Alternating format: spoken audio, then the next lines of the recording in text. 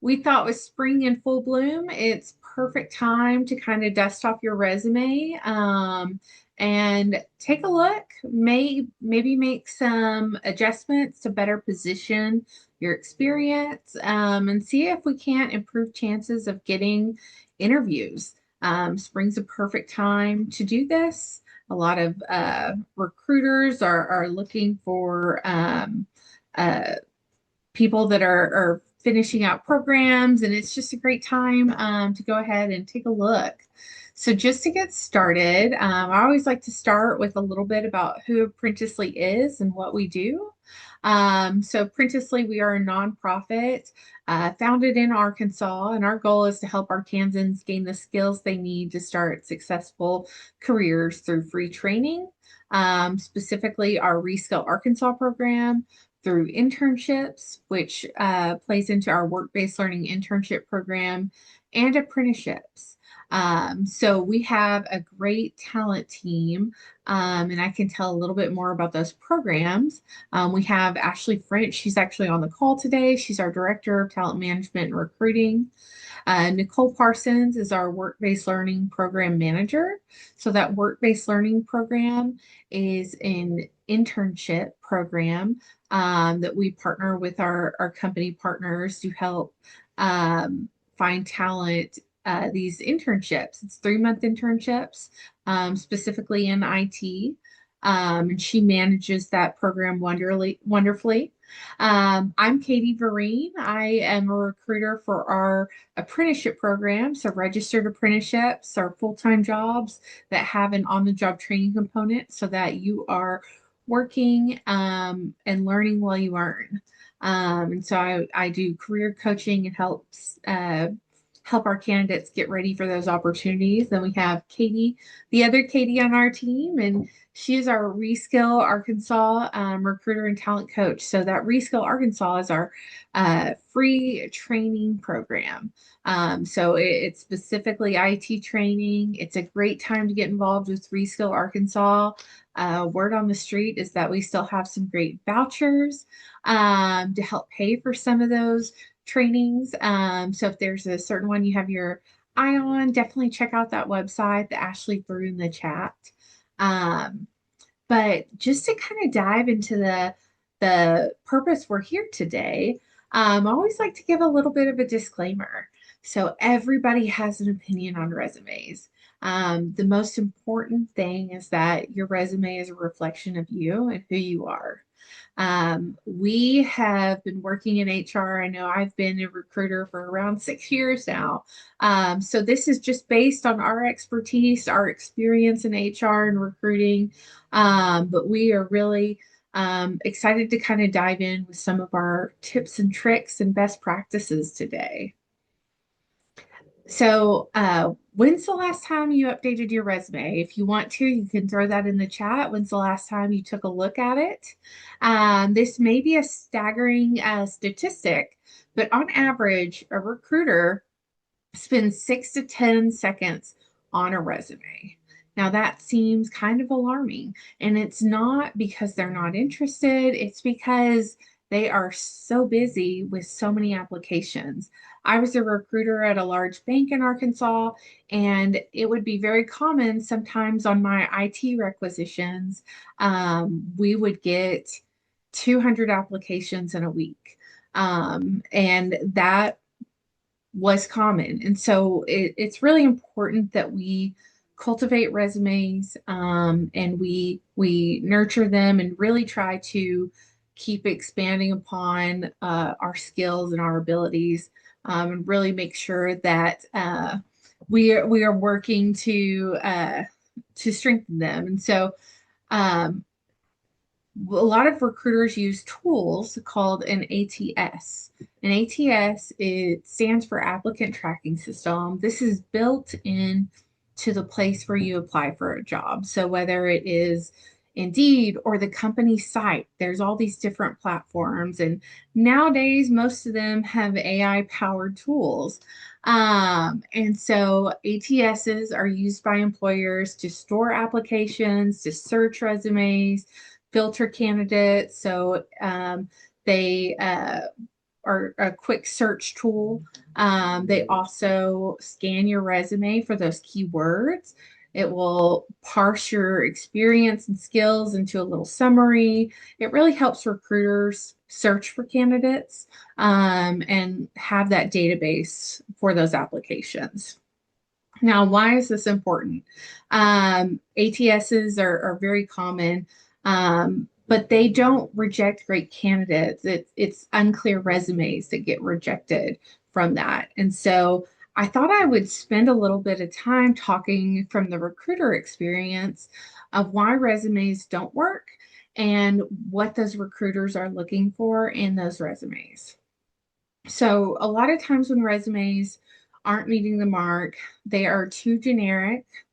They list duties, they don't necessarily list the impact. A lot of times I see resumes and they have taken what is in their job description for their current job and they've just pasted it into their current resume. And so while that may be a glimpse into the duties, it doesn't necessarily show what impact you're having in that role.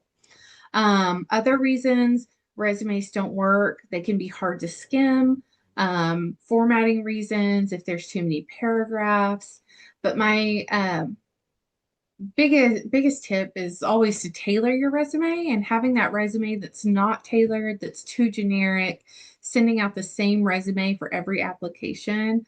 That can be a common reason why those resumes aren't attracting those views, attracting the recruiter to that resume.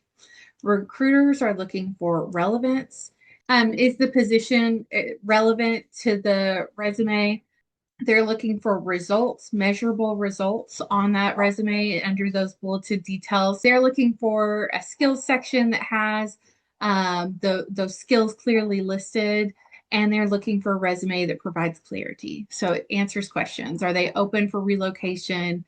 Any sort of questions that they may have. They're just really looking for a resume that tells a little bit more than just what you did at your last job.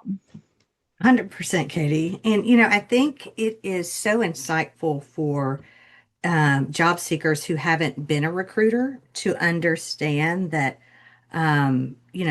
there's a lot of barriers or hoops to overcome. And, when a recruiter has sometimes 60 open positions, you can't unfortunately interview everyone. And so they're doing that quick scan, looking at keywords. Most recruiters are, big talkers, not super detail oriented readers. That's obviously not everyone, but I think these are fantastic tips to overcome that and hopefully, get that interview. Absolutely. I have a couple resumes I thought I would show. So we have one resume here on the left-hand side that has a lot of pictures. It has a lot of fonts, color. It has a little bit of a confusing skills section. And I want to just kind of give a few points why this resume is not as preferred as the resume that is on the right. So I mentioned those ATS systems. Those ATS systems can be a little wonky when they are getting uploaded. A lot of times, pictures, images, word art do not upload perfectly into those systems. It could see an image and not upload that portion, and that portion that contains that important information just it could be just gone to where the recruiter doesn't see all that content. It also is a little loud. I think resumes, I don't like seeing pictures on resumes. I think that sets you up for maybe some biases that we, unconscious bias, that we just want to limit. So I like what I call a plain and simple resume where the content really shines. Our test resume has a great example of having a skills section at the top. They go into some certifications that they have completed. I think this is a great example If maybe you have taken a, a, a course, it's mentioned some of the topics, but it's overall very clean to read. And we will go through a little bit more about what makes this resume stand out as compared to our other resume. So resume basics. Um, Overall, this is how I like to see a resume formatted. One big column that's easy to read. I don't like to see images. I know a lot of people, especially in the tech community, I've seen it 100 times where they will put the logos of the certifications that they've achieved on the resume. Those upload strangely. I don't necessarily like that. I think you can just put the certifications in text format. Um, I do see the comment about education at the bottom. I think education can go above professional experience. I don't see any harm in that.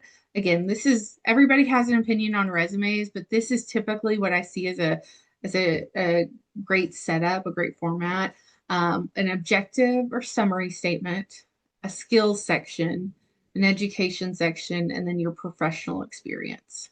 And we'll go into each of these more.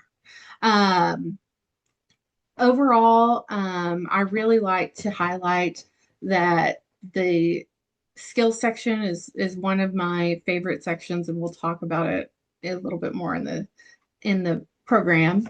I call this the header information. So this top contact information, this is a trick I've done. When you're starting on your document, I always put the contact information, which is the name you go by, the location, valid phone number, professional email, LinkedIn, GitHub. I put that in the header section of the document because it saves you space. That is something I learned from a business teacher back in college, and it made a lot of sense to me that you are saving space on your resume because that is prime real estate. Um, when it comes to that information, I think it's fair to use the name you go by. I think it is I'm a Katie. I'm not a Caitlin by trade, but I'm a Katie, and so that's what I use. I put my contact information, my valid phone numbers, a professional email. You don't have to say phone and then add the number or email and then add the email. Everybody knows what a phone number and an email looks like, and so that saves a little bit more space. Location, put your current city. There's no need to put your actual street address. I do think it is important, though, if you are open to relocation, I do like to see open to relocation in that section up there. You can also put this in your summary section, but it always stands out when I see it in the header information. And so I think that's a great place to put that, especially if you are looking. And LinkedIn and GitHub are great links that you can add to that header information as well. I would recommend if you're going to put your LinkedIn or GitHub, going ahead and changing that URL.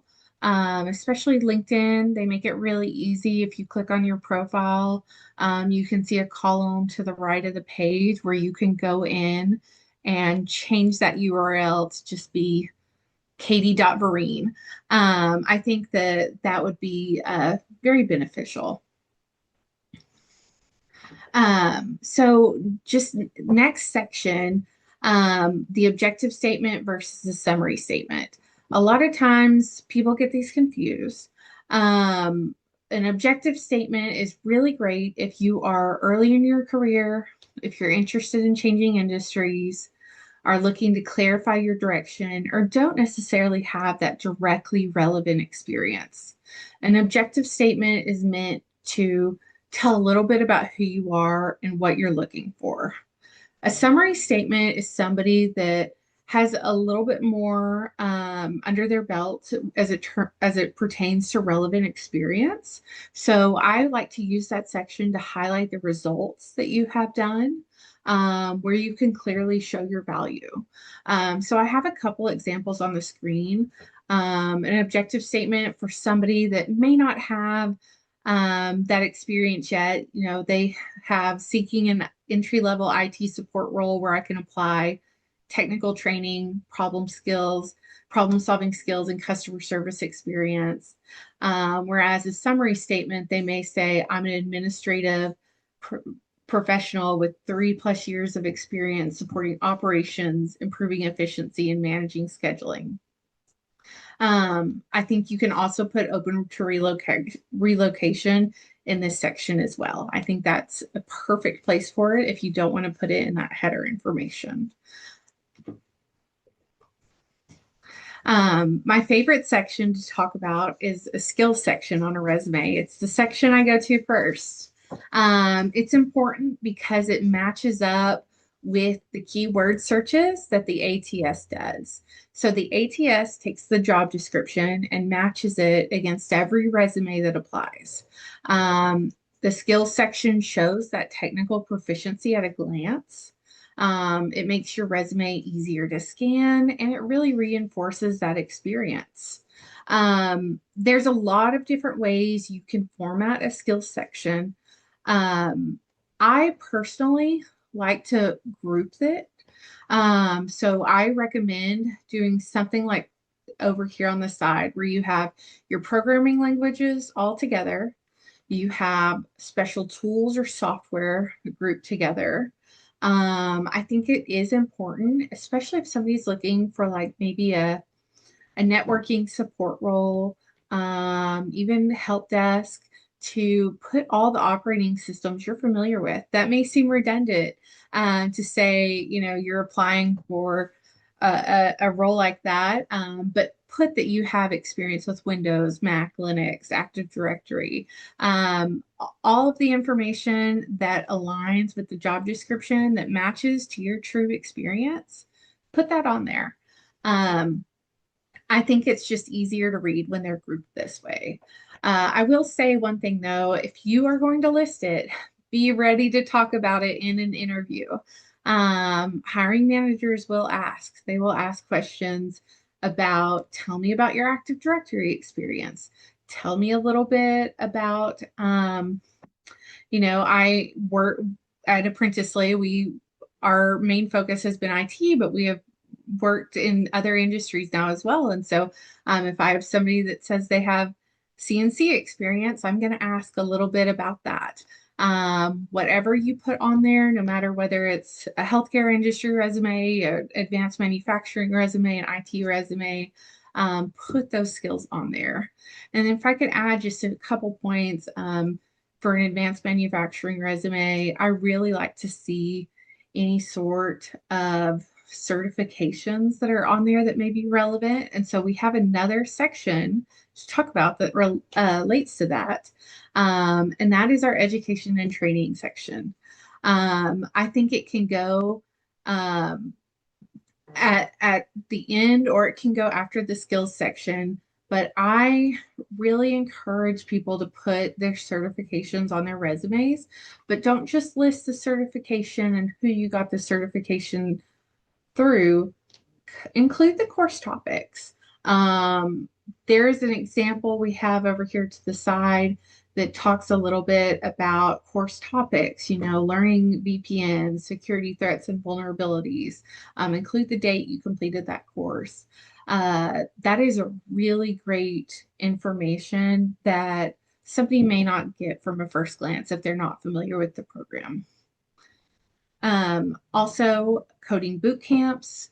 I mean, anything that you have taken, if you've taken our Reskill Arkansas trainings, include those program name, the courses completed, topics covered, include that under your education. One thing I will note, if you're going to put your education, if you've received a degree from a university or college, if that graduation happened over 10 years ago, you don't have to put that date on there. I think that's, something that is a great piece of advice. We're always aware of unconscious bias. And so that's something that kind of can kind of keep that information. It's not a need to know piece. It's that you've completed the degree. You don't have to include that date. Let me just check the chat here. I would say, you know, make sure I see the chat question, don't be afraid to put a robust list of skills. I'm always a bit worried about making the list too long. Um, I think this is really where tailoring your resume comes into handy. So make sure the skills are relevant to the role you are applying for. I think if you're worried about making it too long, we can certainly set up some time to talk about that. One of the great things we do at Apprenticely is we do free mock interviews and resume reviews where we will have a one-on-one conversation. I will go through your resume and we will talk about recommendations and changes we can make. And so it's hard to say for sure what a robust list looks like. But I would be happy to chat with you further, and I'll pass on my contact information at the end. But I would say make sure it's tailored to the job description, and then if you have it on there, be ready to talk about it.